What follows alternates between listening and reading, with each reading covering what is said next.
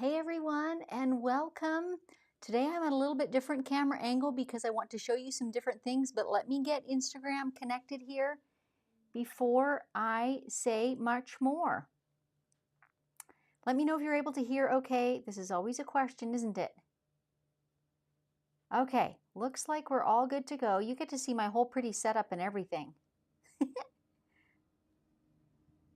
See a few of you tuning in. Great, great, great. Leanne, Judy, Sandra, Barbara, Nita, awesome, awesome, awesome. I'll step in a little closer while I'm just chatting. Today's topic is why I float my quilts at the long arm. And I'll define floating in case you're brand new to long arm quilting and don't even know what that is. But before I dive into the topic, wanted to let you know I'm coming live each and every day in the entire month of April, talking about topics related to machine quilting. Some are long arm specific like today, some are all kinds of machine quilting, and a few of them are only related to sit-down machines. So I'm trying to cover all the bases and answer as many questions as I can and cover a wide range of topics. So I'm Susan Smith. You're in my studio, Stitched by Susan. And it truly is my goal to help and encourage other machine quilters by just kind of pulling back the curtain on honest things that go on in my studio, how long things take, when mistakes happen, and letting you know my processes and my thoughts behind them. So I'm going to keep trying to watch the comments as I go here as well. Diane, Julianne, Janelle, good, good, good, good. Sound is all good. I'm so happy to hear that. It's always a question. Okay, today's topic again, why float a quilt top, and maybe even what does that even mean if you're very new to this process? Well, one thing that holds true at a long arm frame that is consistent is that the backing of a quilt, the underside, the backside of it, is always loaded with a little bit of tension on it. So it's attached at the top rail, it's attached at a bottom rail, and it's rolled up so that it's flat and smooth. So that's step one. And then of course you put your batting on top and then your actual pretty quilt top. And here's where some variations come into play.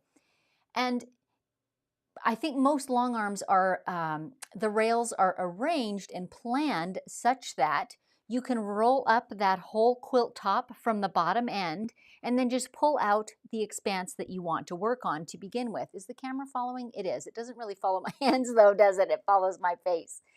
Anyway, the area that you're working on, that expanse, is usually what's flat on your quilt top. And then as you advance the quilt, then you unroll from the rail at this end and roll somewhere out and quilt that up. That I think is the probably more traditional and more common method. Floating a quilt top works a little bit differently. And I've got one set up today, but I know it's super hard to see because of all my apparatus here.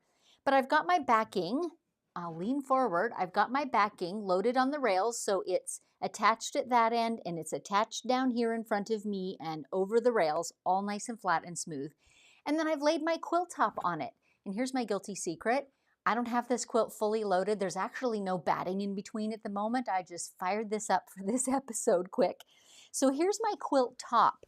And you can see it's literally just hanging. So I've got the top of it spread out over top of the backing, nice and smooth and flat. That's going to be where I begin my quilting. And my process is that I would base that edge and it would all be fixed in place. But all this end of the quilt literally will just float or hang. I'm not going to roll it on anything at any point. So I do endeavor to keep my floor well vacuumed regularly so that it's clean, so that I can just drop this on the floor and tuck it in underneath the long arm frame as I work, and then it just rolls up as I start advancing it. Okay, so the original question of today's show is, why would I float a quilt? Why would I not want to control that quilt top, have it rolled into place, and control the whole thing? If I was a school teacher, I'd say, students, can anyone tell me why I do that? My short answer is because it's efficient and fast, way faster to load than rolling on a quilt, especially a quilt that's got any irregularities or weirdness. That can be really tricky to roll smoothly onto a roller. Let me just go back through some comments before I keep going down that rabbit trail. Hello, hello, hello. So far just hellos, not really comments. Sonia, I float my quilts too. Good, doesn't look like any real questions yet. Okay, let's take a minute to say a word about excellence or just quality of workmanship. I don't ever want to sacrifice getting a beautifully flat and square result for myself or for my clients in the name of efficiency, right? So I don't want my efficiency to come at the expense of having an excellent product. But that said, if I can find a way to do it faster and maintain that great quality, I'm all about that. So that's what I think floating a quilt top does for me. It enables me to load my quilt so much more quickly, and it's even less fussy with each advance because I literally just roll it on. I don't have to unclamp and unroll before I just pull it on. So there's all kinds of efficiencies involved.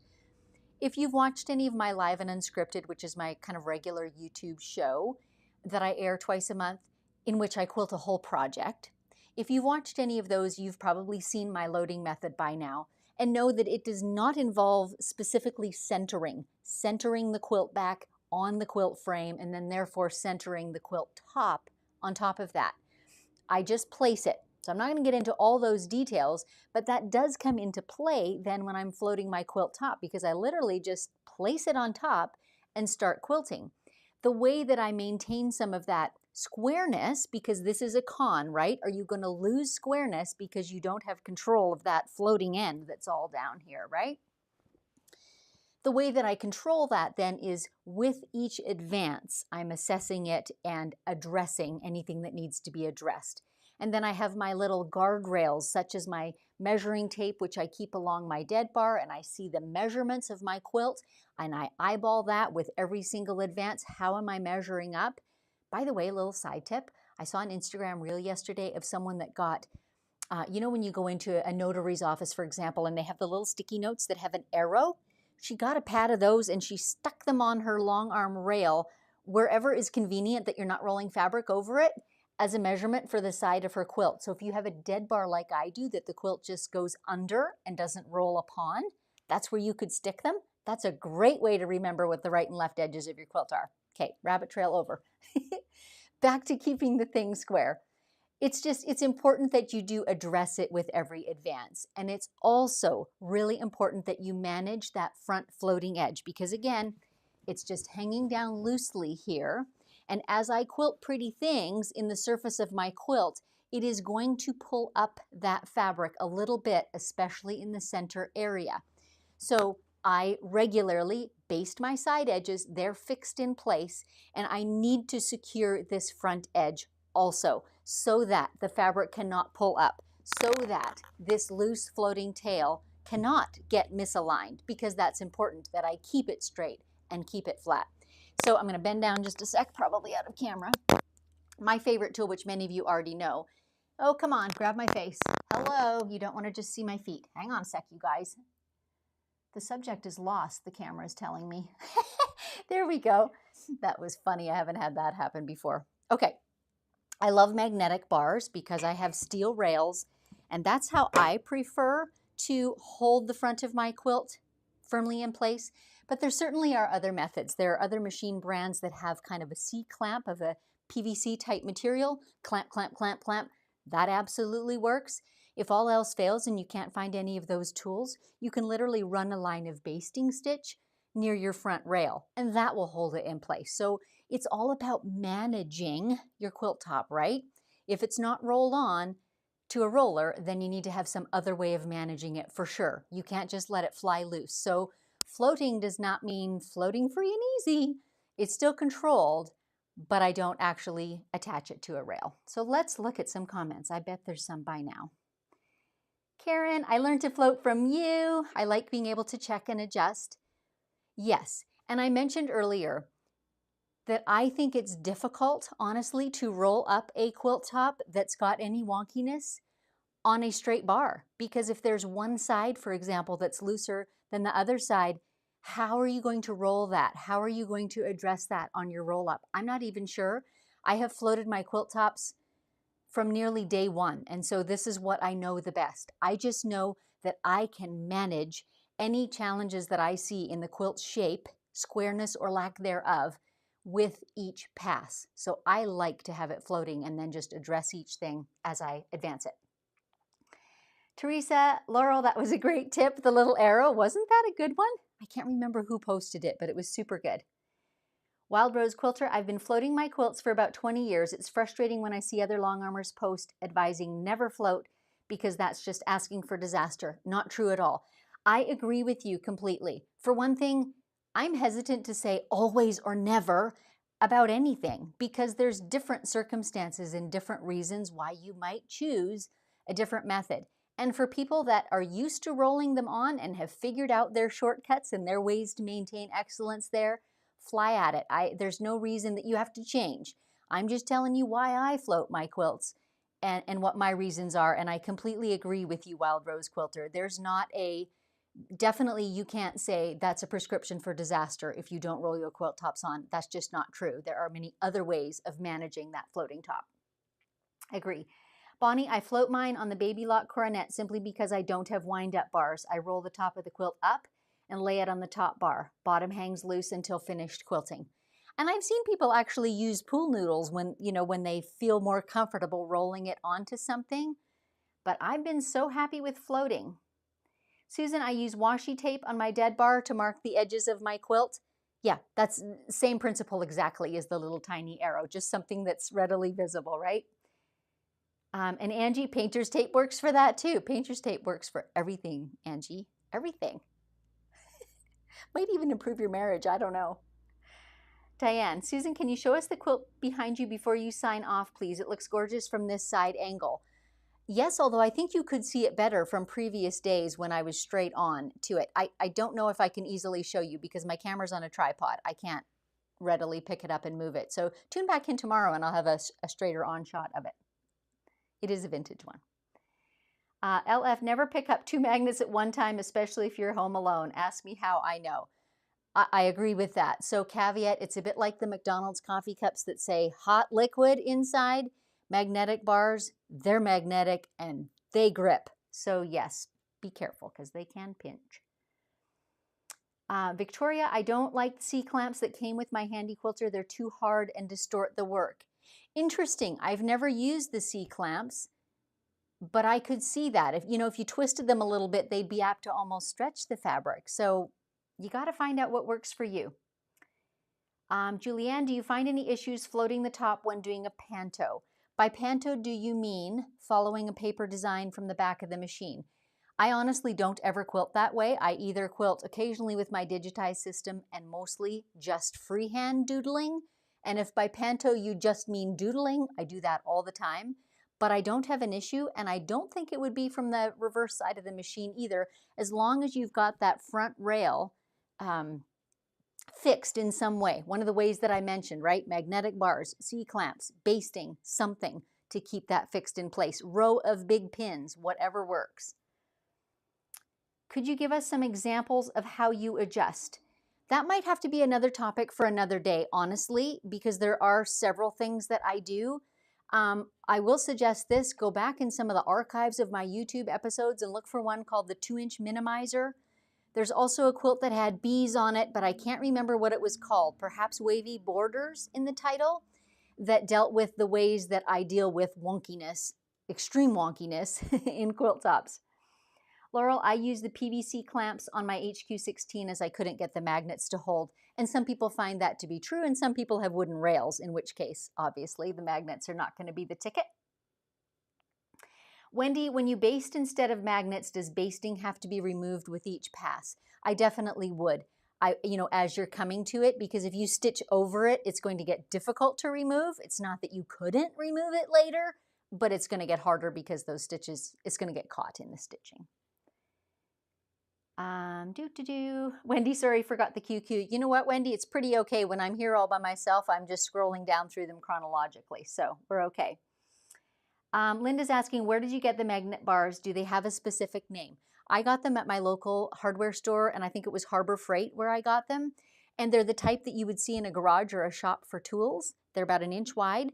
And if you can find them on sale extremely inexpensively, like less than $5 each is what I found them. Amazon does have them as well. I'm not familiar with specific brands, and mine don't have a brand printed on them, so I can't tell you that. They're just cheapos though. Work beautifully. Laurel, if my clamps are too loose, I wad up some extra loose pieces of batting to take up the slack. Good point. If your C-clamps are slipping and not really gripping your quilt, It's so funny today. If I don't get my face in over my hands, you can't see my hands. I'm trying. The camera follows my face. It's pretty smart about that. Karen, my long arm dealer teacher floats her quilts too. I haven't been brave enough to do it though. Oh, Karen, you should try it and start with a small quilt if it feels intimidating. Start with a baby quilt or something very small that just has 2 or 3 passes and kind of get a feel for it. Becky, in another session, will you give any tips for basting the quilt edges? I'm a long arm newbie. I can try to do that, Becky. It's not one that I had scheduled for the month. I'll see if I can sneak them in, but you can also see the basting at work on most of my YouTube live and unscripted episodes. You'll see me doing the basting, and at different times I talk about ways that I, pull up when there's a little bit of excess and that sort of thing, or little seams that are coming undone. Teresa, when I bought my long arm, that's how she taught me, along with the magnets. Teresa, it's funny. If there's one thing I've learned, and I say it often, you've probably heard it before, for every 2 quilters, there's 3 opinions. It really seems that way. Like how to load even my Bernina brand machine is not consistent from dealer to dealer because everybody's got their opinion. And it might have to do with what type of quilts they tend to quilt. I mean, some of the dealers aren't really quilters. They're just machine sellers, and so they don't come from that background. So take this all for what it's worth, try it out, and use what's helpful for you and let go whatever's not. Sandy, if you don't center the quilts on your bars, how do you center the top with the back then? Good question, Sandy. I do it by eye. The only reason that I'm more careful about it than that is if someone has a seam that they want in a specific place or a design in a specific place on the back. Interesting side note, another rabbit trail. Today's the day of rabbit trails. If a person has a seam in the backing, I actually recommend to them that I do not place it right in the middle of the quilt because that's where the quilt is going to get folded up when it's stored. And I feel like that's a wear point on it. So I actually strongly recommend moving the seams off, which keeps you from having to perfectly center it. Am I right? Win-win. Simply quilting might improve your marriage. Haha. Yeah, I mean, painter's tape. It's a bit magical. Roxanne, a little off topic. If I attach my quilt to the bottom rail as you do, does it matter what direction the leader is rolled onto the bar? Just wondering if I need to redo the bottom leader. I haven't really thought that one through. I can tell you which way mine goes. I don't think you can see it though. My fabric goes under the bottom bar and around. So when I roll, I'm rolling this way, taking up the fabric, for whatever that's worth. Karen, my throat space is very small, so since my magnets involve blood and tears, I don't use them now. I think I'm okay since the space is small. If it's working for you, Karen, you go ahead with it. I question whether you do not still get some pull up in the middle of your quilt, but you could even run a row of pins along there if you're finding, you're getting that little frown in the bottom edge of your quilt. But if you're managing it, don't let me dissuade you. Some of you are talking with each other. That's great. Karen, I'm always afraid I'll have an uneven bottom edge by floating. I mean, the key really is, Karen, the management process. So almost every quilt that we quilt has some sort of seams and piecing that run horizontal. And so that's my first measuring stick. I kind of stand at one end of my machine and look along that seam. Is it running parallel with the rail? And if it's not, well, then I adjust my quilt top a little bit, 1/4 inch or whatever is needed to get it straight. And if I do that with each and every pass, it never gets out of control and I don't get to the bottom and find that I've got a stunner of a 3-inch offage. And even when I have quilts that are uneven, that can be managed, right? If you use those seam lines, that can be addressed with each advance. You can help that get better. I love floating for that reason. It is so easy to manage stuff while you're quilting. Julianne was referring to the panto, yes, following a paper pattern. Nancy, need a free motion and QCT Pro quilting here using a floating top works great. Now my tongue is tangled. Good. My husband's commenting in for the magnets, Harbor Freight in the USA, Princess Auto has them in Canada. Those are like kind of discount hardware stores where you can find sometimes off brands, but often inexpensive things. Other things that I've found are magnetic bowls for pin holders also, often 99 cents or $1.99. They aren't fancy, but they're little stainless steel bowls. Harbor Freight and hardware stores like that are a super good source of tools. Yes, Laurel's saying, I like that seam fold too. Cindy, got my magnet bars at Harbor Freight, still have the package. The brand is US General 18-inch on sale for about $3. Thanks for that information, Cindy. Teresa, have a great tip for everyone. I'll put this on the broadcast. I have heat shrink on my magnets with extra on each side, so easy to take apart. Oh, interesting. So like literally wrapped around them, Teresa? I have a hard time picturing that. I just don't ever let mine come together. I keep mine, even when they're stored, there's a wall right behind me here, right? And they just sit nose to tail along the junction of the wall and floor, and fatigue mat is in there too. So they just lay nose to tail along there, and I try to never get them clapped together. So, Victoria, for England, I bought magnets on Amazon, 6 magnets for 20 pounds, enough to cover a supersized king quilt top. Thank you for that, Victoria. Oh, someone's spamming us with the highs. Let's get rid of that. And I think that's it for the comments. So I think that's it for today. Quick recap. I'm coming live every day in the month of April, usually mornings Pacific time, depending on how my day's going, and with topics that relate to machine quilting. Sometimes long arm, sometimes both long arm and sit down, sometimes only sit down machines. All of this is leading up to the release later this month of my freehand quilting masterclass, which teaches, number one, a whole raft of designs for freehand, largely edge-to-edge quilting across couch and family quilts. That's my very favorite style of quilt. But in addition to that, the one thing that I offer that I've not seen in other courses is a look into my thought processes of how I devise these designs so that you can take your ideas and create quilting designs from them too, so that you're not just learning my ideas by rote. Although I do teach them step by step, and I try and teach you the whys and wherefores of why I did things certain ways and what step I take and what little bits I add in. However, the goal really is for you to have this repertoire of designs and then use it as a springboard to put your own flair on them and to develop your own designs in the future. So if you want to read more about that, you can do it on my website, StitchedBySusan.com. There is a whole syllabus of what's in all the modules, etc., etc. And as we get closer to the course release time, I'll be talking a little bit more about it. And in 2 weekends, I'll be holding a workshop. And you'll all get an email notification if you're on my newsletter, actually several, reminding you of the time, talking about 5 myths that tie freehand quilters in knots and how to break free of them. These are just some of the blockages, mindsets, thoughts that quilters think when they look at quilting and say, gosh, that's gorgeous, but I could never do that. Some of those thoughts are myths, and I'm going to show you with lots and lots of photographs and examples and bust through them. So be on the lookout for that workshop. If you're not already on my newsletter, you can do that too at my website, StitchedBySusan.com. You'll get a little pop-up. You've seen them before. You just enter your name and email address, and you're on the list just like that. So thanks for joining me today, and I will catch up with you again tomorrow. Have a great day.